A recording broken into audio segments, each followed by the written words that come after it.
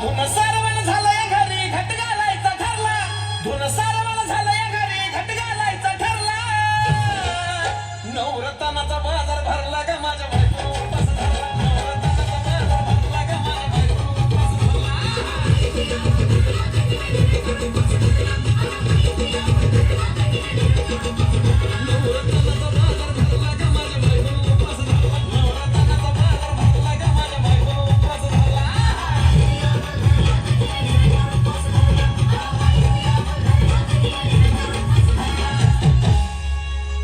आधीच अंगानं काडी मोडी हातपाय हिच जाते आलं गळून उद्या बसायचं घट म्हणलं की रातीच ठेवलंय भगरीचं पीठ म्हणून